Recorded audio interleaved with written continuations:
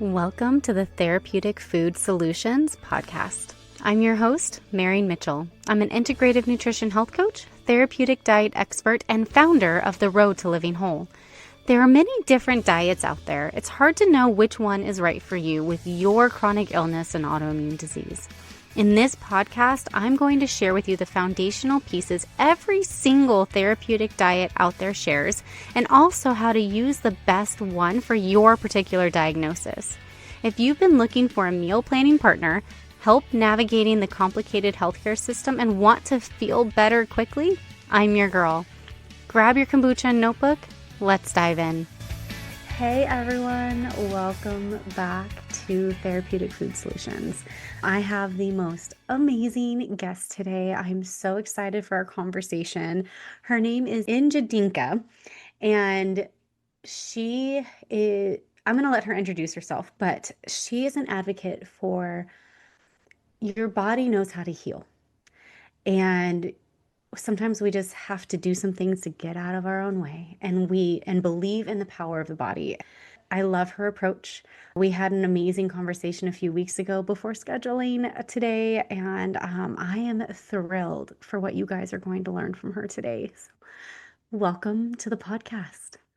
Thank you so much for having me, and I'm looking forward to sharing information with you and your listeners. Yeah, I'm excited to learn from you and along with the listeners today. So, introduce yourself. How did you arrive to what you are doing now? And what's your story? Okay, I'll introduce myself as you asked. I'm Njideka Olatunde, and I am a holistic healthcare practitioner by training. I'm a naturopathic. And my expertise is in relieving pain first without medication. And that's my life story begins with that. But to tell you how all of this came into play, as a child, I grew up with what's known as home remedies. And when I was a child back then, doctors used to come to your home for house visits. You didn't go to the doctor came to you. And so seeing this as a child, I said, oh, wow, that's what I want to do when I grow up. And so fast forwarding, going through the whole educational system, by the time I got to college and was getting ready to pursue that as a career, I found out that no, this is not what I want to do, and this is not how I understand doctors to be. So I changed careers and went into social work.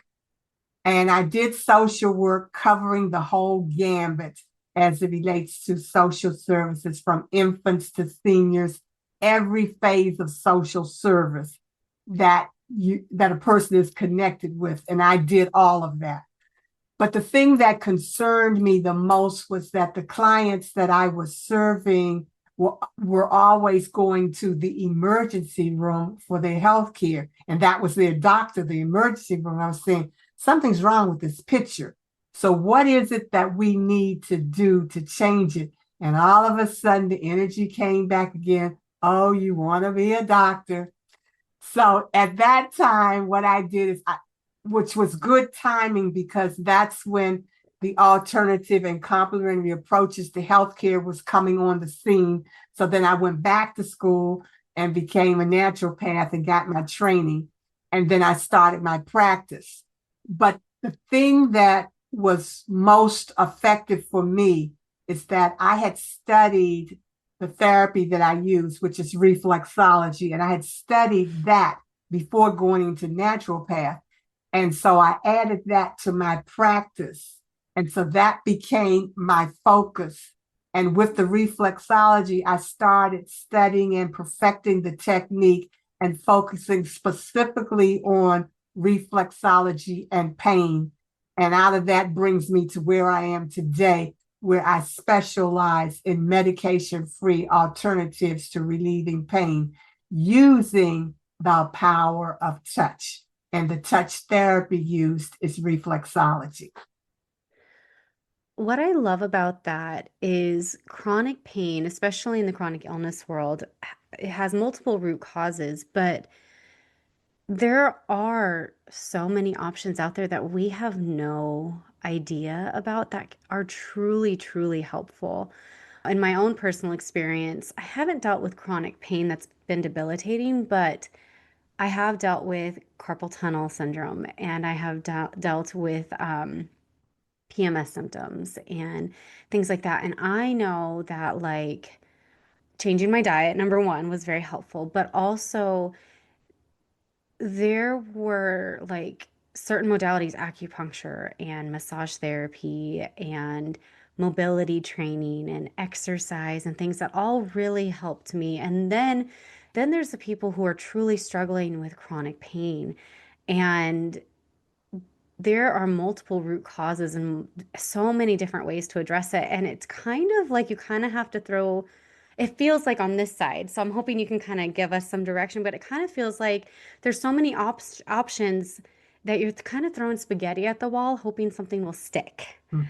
At least that's what I've seen from clients, and that's what you kind of hear talking to people. And so, can we dive into that and maybe get some direction, maybe more precise direction on how to approach pain? That's an excellent question because one of the things that we don't understand about pain is that what it's been diagnosed, it's been researched, it's been studied that the number one cause of all of our health ailments is due to stress. And what we don't understand is how to connect pain with stress and stress with pain. The two go hand in hand. You do not have one without the other. You don't have pain without the stress, and you don't have stress without the pain.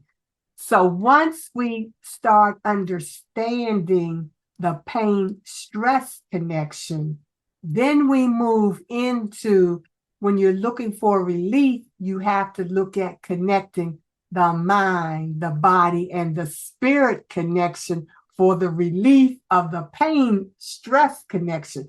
So all of that goes hand in hand, one with each other. And so one of the things that's a major problem is that we look for what I call the quick fix, but we forget that the pain that you are experiencing did not just happen overnight. There was a process. And in the process of the pain, this is where the stress is connected. And I'll bring that together to show you what I'm talking about.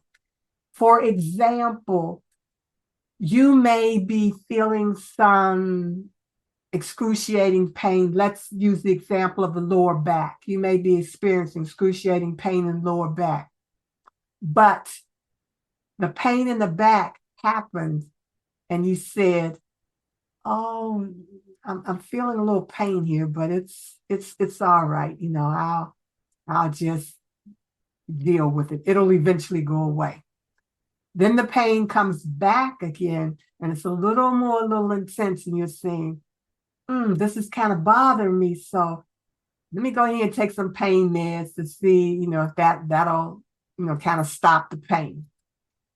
It works for a little while, but then the pain comes back again, but now it's coming back full force. And so now you're in a situation where you're saying, okay, this is becoming a little bit uncomfortable and unbearable. So maybe I better go to the doctor and find out what's going on. Now,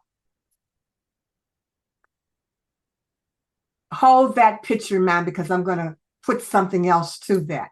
You go to the doctor, and the first thing the doctor's going to do is going to say, we're going to have to take some tests to see exactly, what's going on here. But in the meantime, here's a prescription I'm going to give you for the pain that you're having. Now, pause. How can you get prescription for pain that you don't know what it is or what's causing it. Okay, so we walk away with the prescription. We start taking the prescription and dealing with that as the pain. Now, to go back to the story about the back pain and which led you to the doctor. When you think about going to the doctor, the main reason people go to a doctor is because they're in pain. And what's the main thing that they want when they go to see a doctor about pain? They do not want to hear about, we're going to have to take some tests to find out what it is. What they want is pain relief, which is how I created what I call pain relief first before treatment, using touchology. And when I say touchology, I'm talking about understanding the power of touch works to relieve pain. And when I say power of touch, it's not just physical. It can be mental. It can be emotional. It can be spiritual. It can even be financial. All of those things are connected to the power of touch. Now, when my clients come to see me and they're coming to me in pain, I use the first technique called touch. And that first technique is called listening. That's the first power of touch, is to listen. So then my clients are doing what? They're telling me about all the things related to why they're in pain and what they can remember about how they got in pain. So all I'm doing is listening.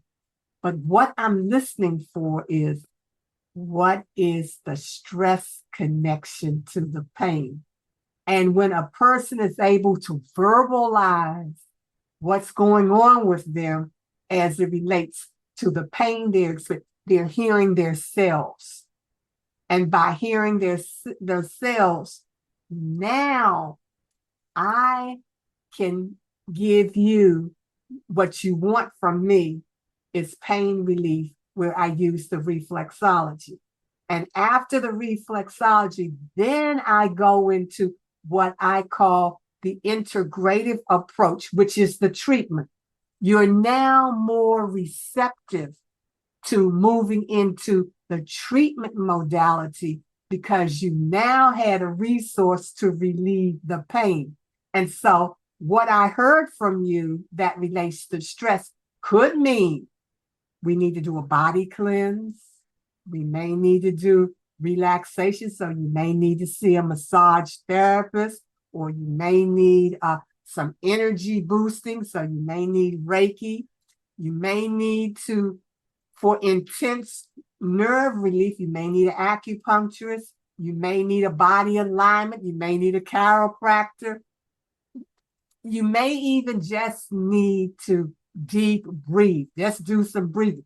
It's basic things that comes out when you talk about the stress factor that's connected to the pain, which leads to how we are able to heal ourselves using your practitioner as assistant to work with you in the healing process of relieving pain and stress. See, that's the whole missing piece. And when you understand that, now you are in control of your healing practice and in your wellness experience. I absolutely love that, because at the end of the day, us practitioners can only do so much. It's only like 10 to 20% of outcomes are based on what we can do. The other 80 to 90% is all on the person. And I think what is so interesting as more and more science is coming out, because really the modern study of nutrition and the modern study of integrative therapies is new, quote unquote, even though it's thousands of years old. But in Yes. America today, we've had such a strong allopathic model. We're having to rediscover what was medicine for thousands of years, right? But what I think is so interesting in the science that keeps coming out is how much of it goes back to stress. And it's not just like, oh, work stress or financial stress, but it could be grief. It could be repressed emotions. It could be unprocessed trauma, whatever, everybody always thinks, oh, well, I was never raped. I was never shot at. I was never this. I was never that. But, trauma can happen in a lot of different ways. But it's like, it all comes back to this. Like, I remember hearing, this was like years ago, that there was some back surgeon who he would not do back surgery on anybody that didn't have structural damage from like a car accident or a fall off a ladder. He would say, I want you to go to a therapist for 3 months and then come back. And Mhm. he said only about 10% of them came back because All right. he found that lower back pain was connected to grief. And if people could process that grief, their lower back pain would go away. And I remember being so mind blown over that. But the science keeps coming back and it's reaffirming what this surgeon discovered years ago. And it's just so interesting. But I love that you address the problem right away, which is the pain. Because when you're in pain, you don't have the capacity to explore the actual root cause, right? Yes, And yes. I'm a huge fan, and the power touch is my love language. And I remember when I went off to college, I felt starved for touch because at home I have a very affectionate Mm-hmm. family. Mm-hmm. Hugs from my Mm-hmm. parents. We would Mm-hmm. cuddle on the couch, Yes. and you don't have that when you're away from. I didn't have that when I was away from my family. I wasn't dating, so you know, I Mm-hmm. I remember being starved, and literally you can feel pain from that. And it's not always physical, it can manifest that way, but I just remember feeling so Mm-hmm. starved emotionally. It's interesting that you say that because touch is our first line of communication. When you come into the world, you are touched. And then what do? You make a verbal release. The baby cries because they entered. That's their communication.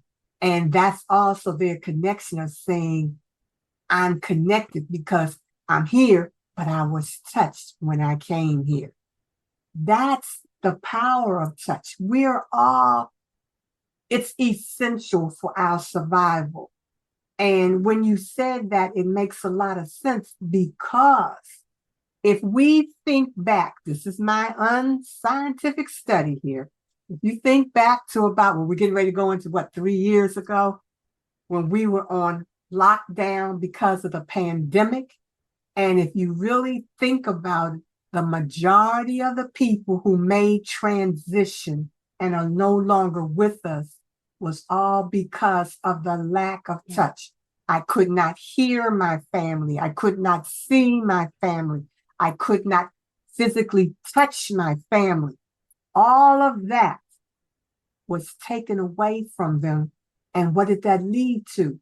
Like how you're saying, how you felt bad because you lost your lifeline. Your lifeline is the power of touch. Yeah.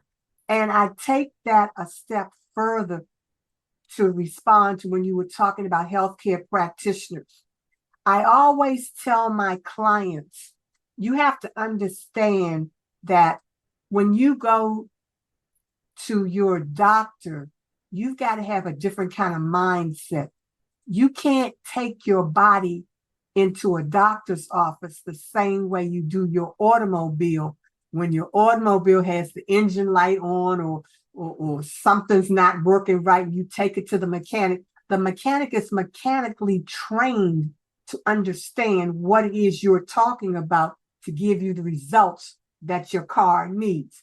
You can't walk into your doctor and say, I have back pain, and then expect the doctor to say, okay, this is what we need to do. No, you have to be involved in the process. It's you and the doctor or practitioner working hand in hand together with the practitioner assisting you in the healing process, which is the step by step, whatever you all come up with as the treatment modality for the pain problem. That's how you get the results. And it's about a mindset change in terms of seeing your body, seeing yourself inside your body, and that you are responsible for what goes on and the results you want for your body.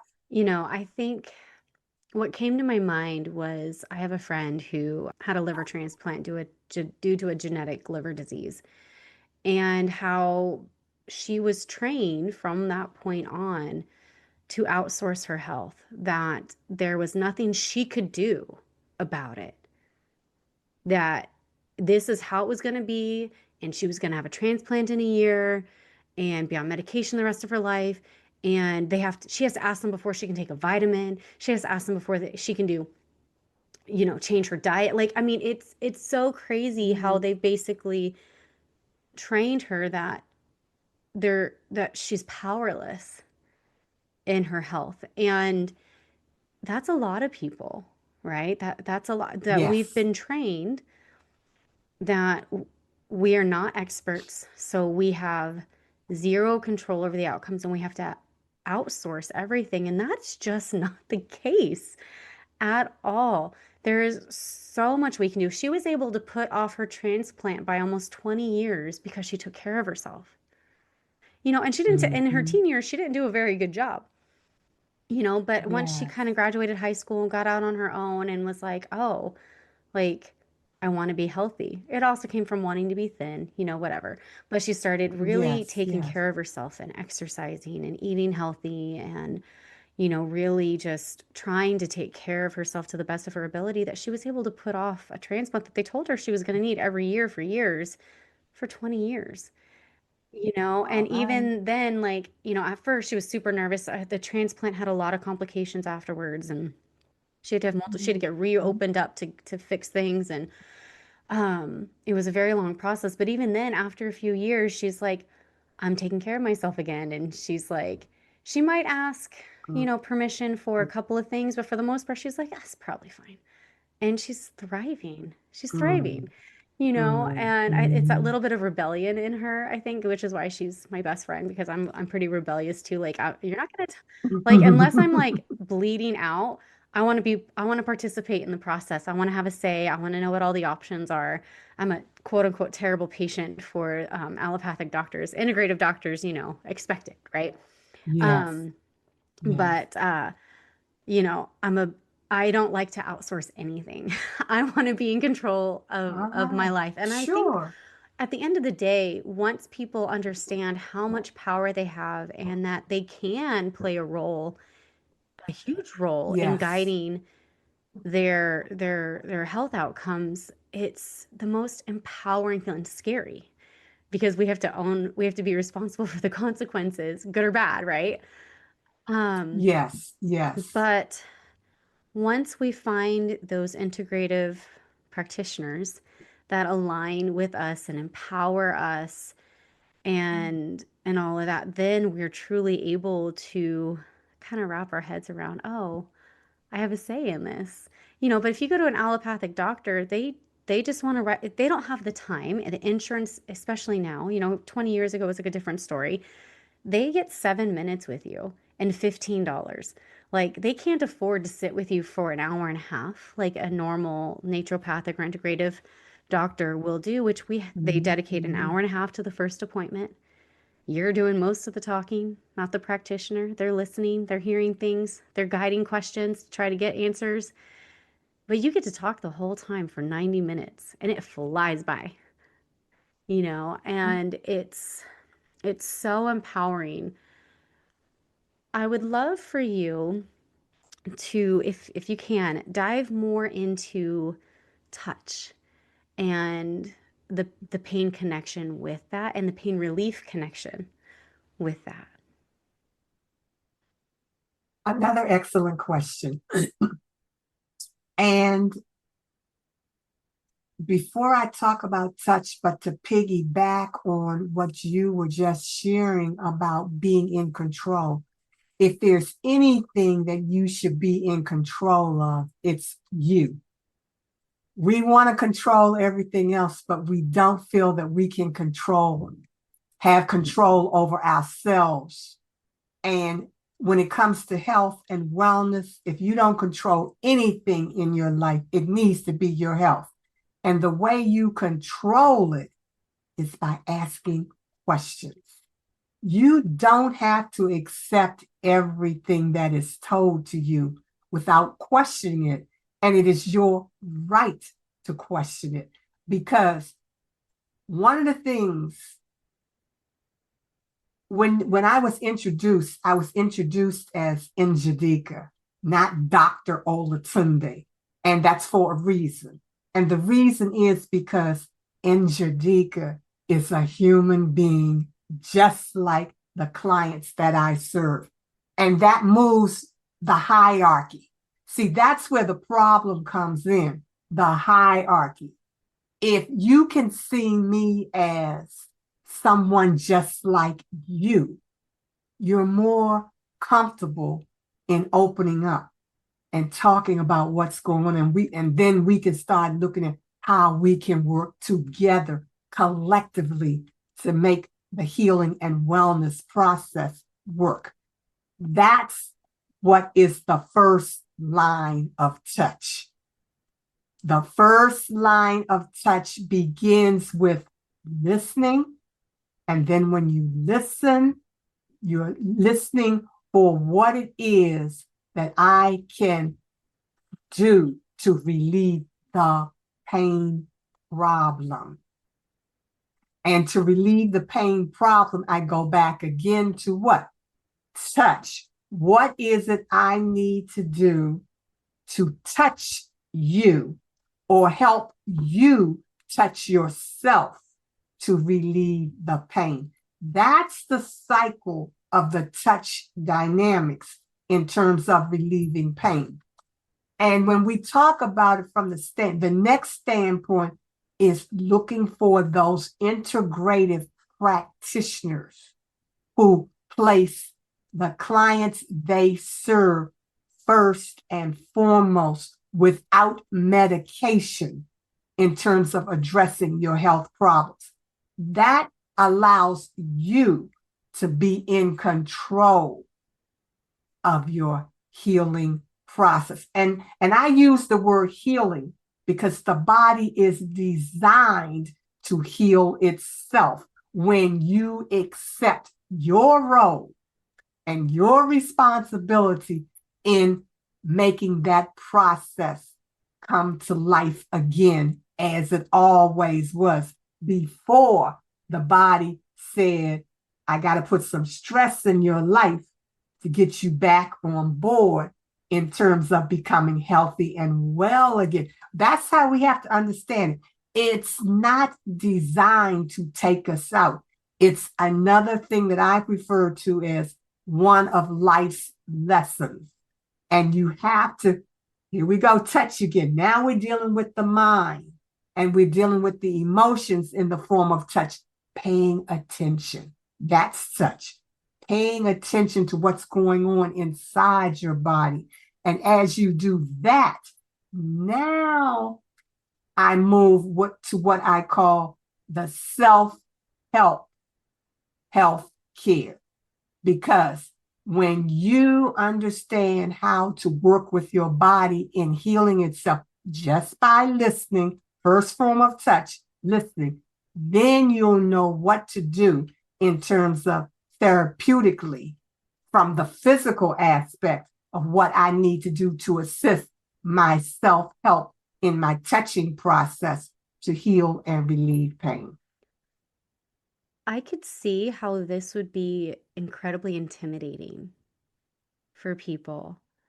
I feel like when people come to us, they're desperate and they're at their wits' end and they've been failed by doctor. I mean, I know people who've had 3 surgeries and still have the same pain because the structural problem wasn't the problem. It's intimidating to have to face, I think, things that people have stuffed so far down, but also to understand that pain is a symptom, it's a signal, it is not the problem itself.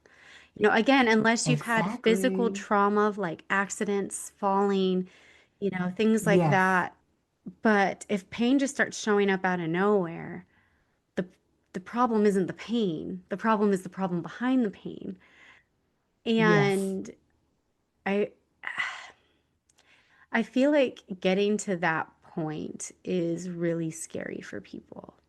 And one of the reasons why it's so scary is because we don't focus on the fact that we live in what's called the school of life. And in the school of life, just like the physical school you go to, they teach lessons. The school of life teaches lessons. And if we don't take the time to understand life's lessons, what becomes how you defined it, where like, the intimidation and all of that, that's because we have not paid attention to life's lessons. And when you don't pay attention to life's lessons, they don't do this now, but in the old days when you went to school, if you didn't pass the subject, you were kept back until you learned it. I mean, that doesn't happen Mm-mm. now, but that's the way it used to be. But life is still operating like that. If you don't learn the lesson, you will continue to repeat it and repeat it and repeat it until you do, because you are here to learn lessons that's a part of your growth and development in your elevation to become who you were created to be. That's the whole dynamics of living. And so when the problem, this is what I see as being the problem.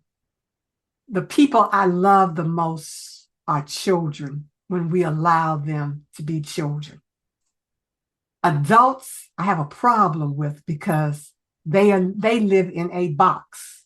And because they live in a box and that box is so structured, that's where you start having the mind control, the emotional control, the spiritual control, the financial control. You start having all these controls because you're inside this box. And that is what now defines who you are, that you are now accepting. And with that comes pain and stress. When you stay in the box, you're living with pain and stress. And one of the things I always tell my clients, I say, you need to take a day, which I call have a silly day. That's your day to step out the box and do anything that you want to do, no matter what it is, what it looks like. That's your day of freedom. That's your silly day. And it doesn't matter. Don't even get caught up in what somebody's saying, how somebody's doing, because it's about you. And when you can connect with you, that's your touch.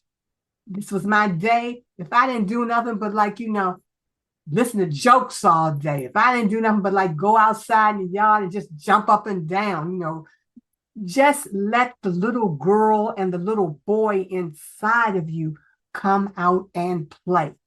And that's a form of release. That's a healing. That's a real healing technique. It don't cost you anything but some time.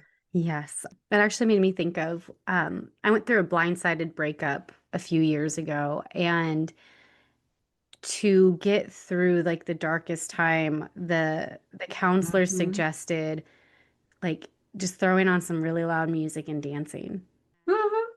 or running upstairs or reading a book, or you just kind of Mm-hmm. breaking the thought cycle, right? And the Yes. same can happen with any sort of pain. Is just, but now I have a 1 year old, and I watch this little girl anytime just a little bit of music comes on, she's dancing.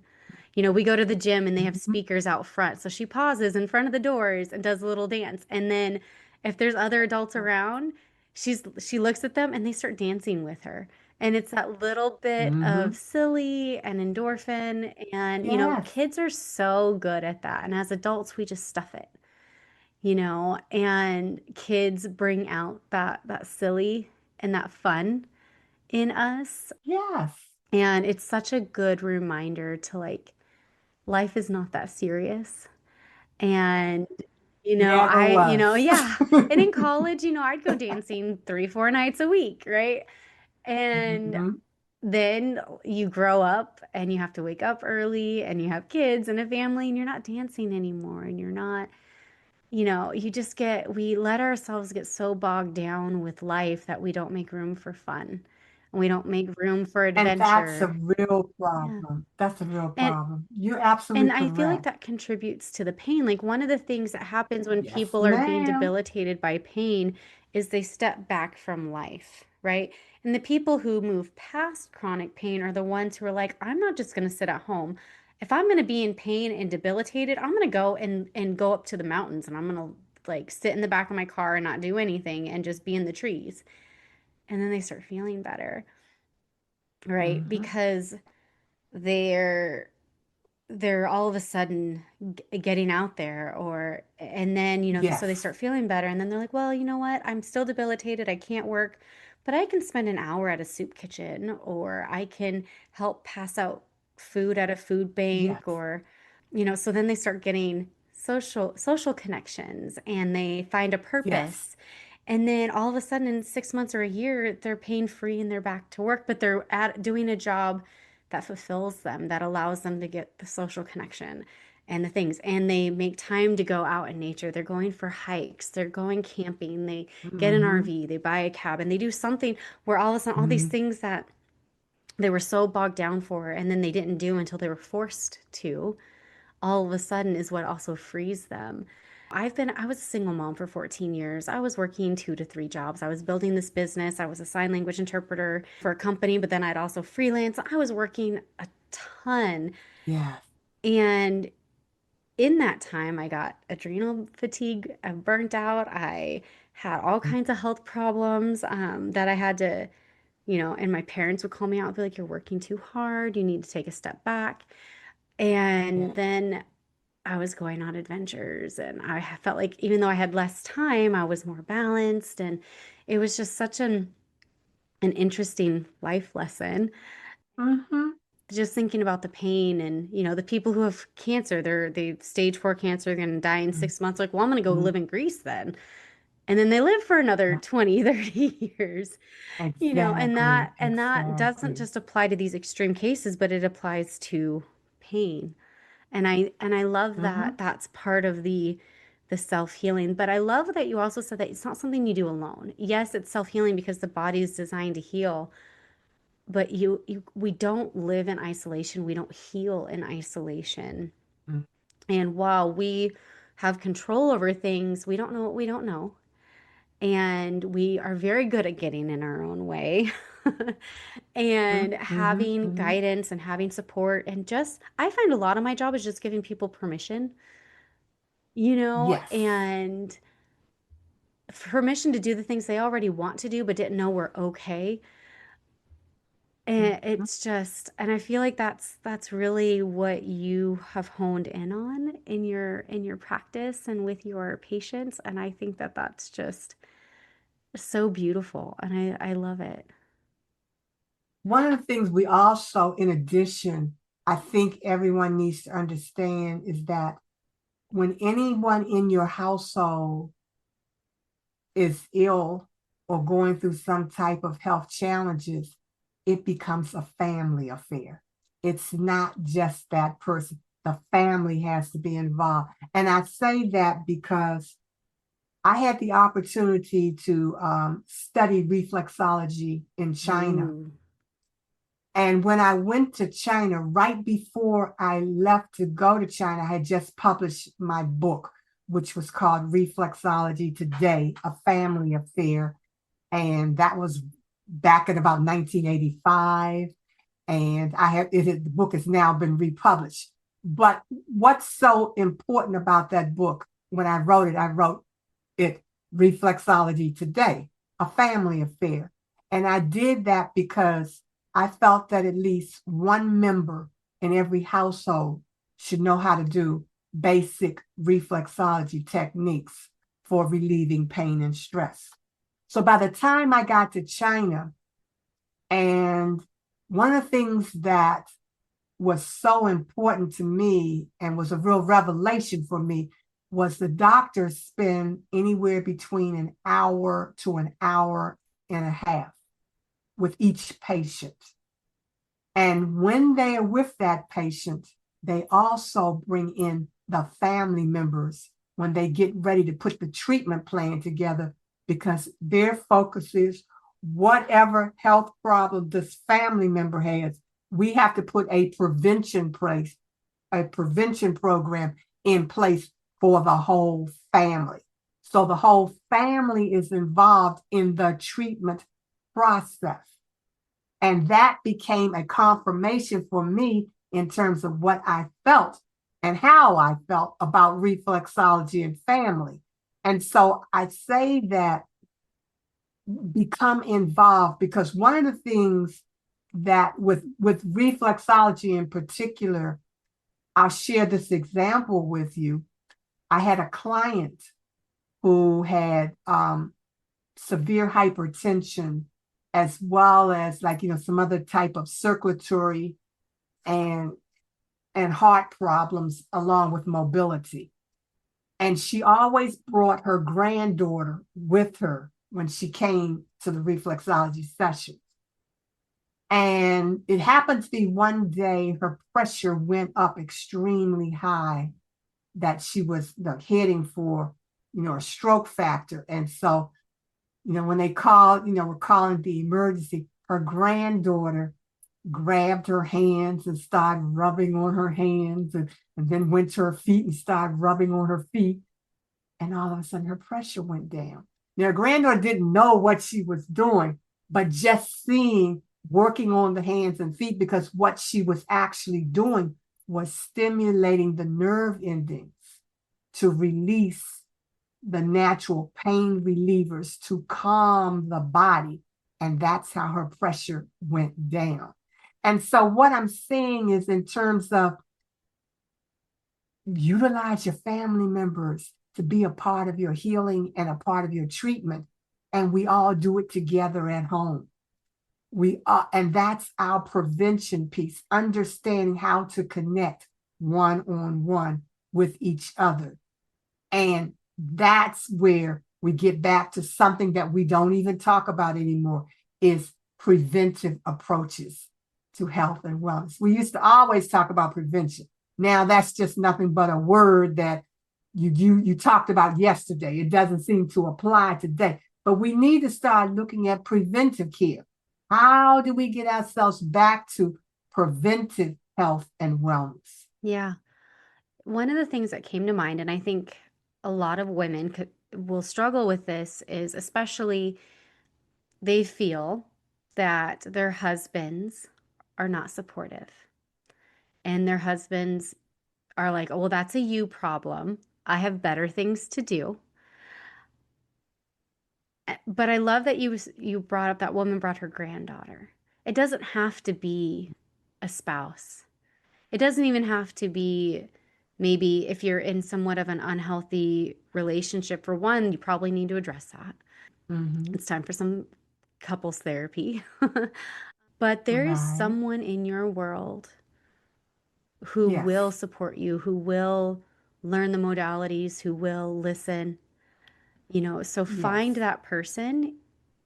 And then Mm-hmm. if you're in a marriage that is, where your partner is very dismissive and wants nothing to do with being part of the solution, you need to address that and find, Mm-hmm. see if you can't work through that, because it truly is a family affair. And I think one of the things Yes. we're running into, and I think that this is going to start being resolved in the next generation, in the up and coming generation, is the Mm-hmm. isolation and the very much like lack of community, even within a marriage. It's just two people that are like doing life together, but they're like parallel. They're not growing towards each other. It's parallel or Yes. growing apart. It's what can you do for me, not how do we serve each other and grow this mission and leave a legacy. It's just very, very me centered. And I have a 17-year-old and a 13-year-old. I have younger kids too, but those two in particular, I really see that things are changing. Good. They're seeing the toxic effects of technology, and they're not wanting social Yes. media, and they really Excellent. prefer things like Excellent. flip phones and CD players, and they don't want the commercials. They don't want to, they Mhm. just kind of want to go back to life being, simple and full of connection. And Love it. it's such a beautiful thing. I see the tension, but I also see them seeing the results of it, and they're like, this is not what I want out of life, and they want to go back. And I think that the next, like, our generation of, I don't even know what it came from. I can only think of it as a trophy generation, has really been detrimental to a lot of family and a lot of community. And the rebellion is to go back to community and simple times. And I think that that can happen at any point in time in our life, but it's really finding those people who are willing to kind of get into the nitty-gritty dirt with us and partner with us to bring us out of it. And it's just finding that person, whoever that is, I think is just so essential. I really appreciate hearing what you were sharing about your children because I'm a big fan of Generation Z. I love them to the max. I sit all day long and listen to them, look at them. It's just so much you can, and see, that's another problem.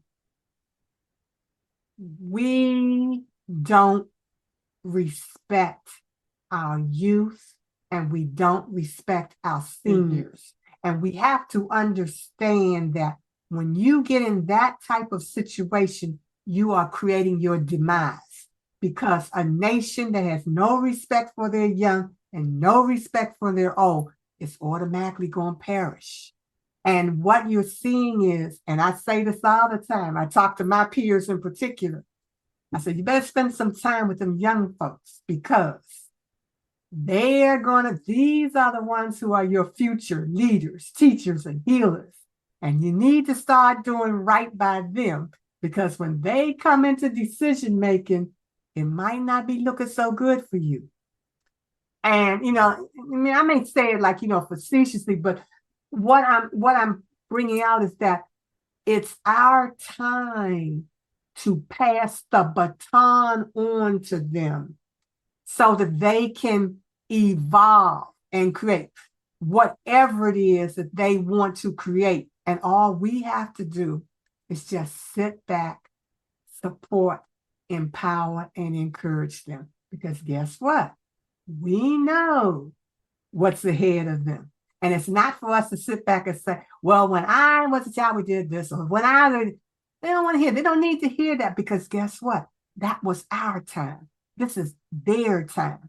And all you can do is if you see them getting ready to hit for a bump, give some suggestions and let them process it. Give them the freedom to process it.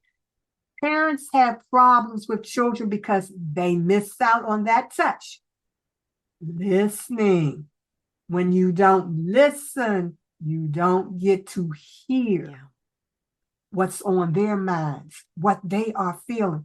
And that's all young people want is for someone to just listen to them. It didn't say you have to agree, but you gave them the opportunity to express themselves. And you might just learn something using that healing power of touch. And what an easy way to, this up and coming generation is also some of the loneliest. They struggle with suicide. They're the most Yes, medicated. And how much yes. of it is the parents are busy. The parents want to decompress and are on their phones. There's no family dinners. There's no doing dishes together. There's no family chores. There's just not a lot of quality time together. There's not a lot of passing on skills. There's not a lot of all of that. And so they're aimless. Yes. And getting back to the roots of let's cook together. Help me prep the veggies. Stir the pot for me. Hey, let's do dishes together. I'll wash, you dry. hey, we're going to do chores we're going to do yard work for an hour, hour and a half this weekend. I need you to stay home and we're going to do it. And Mm-hmm. we used to live in community. Chores were not an option. We all did it. We all were in this together. And we've gotten away from that. And I think one of the best things we can do for our own health, and let's say you don't have kids, let's say you're single, there's no reason why you and your friends cannot get together. Or if your friends have kids, you can't go over to their house and you all cook together and spend Yes. time together and you hang out with their kids. Yes. And I Mm-hmm. think so much of it is, it was so interesting because I always said when I had babies, my 90% of my friends disappeared. And Mm-hmm. having being a new Mm-hmm. mom was the loneliest season of my life because I felt Mm-hmm. completely Mm-hmm. abandoned by everybody because they were too Mm-hmm. busy. That was inconvenient for them. And I'm like, are you kidding me? Mm-hmm. Mm-hmm. To almost find this whole new group of friends, and then the kids grow up and out, and then you have to find a whole new group of friends again, unless people have grown up out with you. I'm starting all over. I have a Yes. 17-year-old and I'm down to being pregnant with my last, which God, God willing is my last. And, but I'm starting over. They're going to be almost 18 years apart. And all of my friends have kids that are my older two kids' ages, and I don't have any that are younger. And all the young moms are in their 20s, and I'm 40. And so what do we have in common? It's such an interesting season, but I am blessed with lifelong friends who are there to walk alongside me. And I've Yeah. cultivated that, and I've been very picky, and I've cultivated friendships. I make time for them. It's very easy to Mm-hmm. get into this, well, they don't have time for me. So, And what you are talking about is we no longer have what's called a family structure. mhm, And because we don't, and understand family is not necessarily biological. yeah. There's what's called the extended family members who become your brothers, your sisters, your mother, your father. Yeah, these are people that fill that role. And it's not, and it has nothing to do with biological. Biological is how you got here. But in the process, like you're saying, you're meeting new friends, you're making new connections, and some become so close that they are like family, which makes them your extended family base. These are the people who are in your life for that reason. And we also have to understand people come into our lives at different points in times for different reasons. Some are not here to stay forever in your life. It's at that particular time, it was something that you and that person energy had to exchange one with each other. And then when it's complete, they move on. And we have to understand that goes back to how life touches you, how the life lessons touch you. And when it touches you, how you respond to it so that it becomes a healing moment. I've loved this conversation. It's been so good. Before we wrap up, is there any topic that we haven't talked about that you would love for people to know? Well, as we, come to, concluding our conversation, the one thing I'd like to share with everyone, and if we got Oh, just yeah. a few minutes, I'm going to show you a technique that you can use using reflexology as a pain reliever, because the power of touch, as I said, comes from within. And here's a technique that you can understand. When we talk about reflexology, we're talking about the nerve endings that are found in your feet and hands that connect to every part of the body. And if you ever look at a chart of the anatomy and look at the nervous system, you see how they begin in your head and they run straight through your body, ending in your hands and feet. So here's an example. Say you hit your funny bone in your elbow, and when you hit it, what's the first thing you're going to do? You grab it and hold it. Now, there's something you're going to do first. What's the first thing, the very first thing you're going Yelp. to do? Yes, ma'am. It's going to be a verbal response. And guess what? When that verbal response, message goes straight from the nerve endings to the brain and says trauma, stress, discomfort. Then what's the second thing you're going to do? I hold in. Yeah. Right. That's when you're going to rub it. Message goes up the nerve endings to the brain. Send the body's natural pain relief. We got to put some relief there because there's stress. You start rubbing it, and all of a sudden you start feeling some relief. That's how reflexology operates. It operates from that perspective. So whenever you are stressed out, and here's the palm of your hands, when you're stressed out, take the thumb, and what you want to do is you're going to do a technique like this, just bending your thumb, and you're going to walk it like up and down. So you're going to take your thumb, and you're going to walk across the palm of your hand, moving up and down and going up and down the palm and walking it. And then you're going to take your 4 fingers on the back and do the same thing on the back, but you're doing it with your thumb. So your 4 fingers and your thumb are doing it together at the same time. That's the first step in terms of doing reflexology to relax. Right? So if ever you're stressed and feeling edgy, or you got a pain somewhere in the body, you don't know what to start doing this, and then do a deep breathe. That brings about relief, and you can use it. That's like your emergency pain relief first aid tool that you can do on yourself to bring about calmness. And when I say that, the other thing is to understand that the body is designed to heal itself. And what I would leave your listeners with, you have to make a decision about your body. Is your body a temple, or is it a warehouse? Ooh. If it's a warehouse, you just store stuff in it. It doesn't matter. If it's a temple, you see it as something sacred, and you're going to keep that space very sacred. That's how you have to see your body when you go to your doctor or any practitioner. I'm bringing something sacred to you, and I want you to help me get it back to its optimum health and wellness. And in conclusion, in the African tradition, when you come to someone's house for the first time, you bring a gift. And I have a gift for you and your listeners.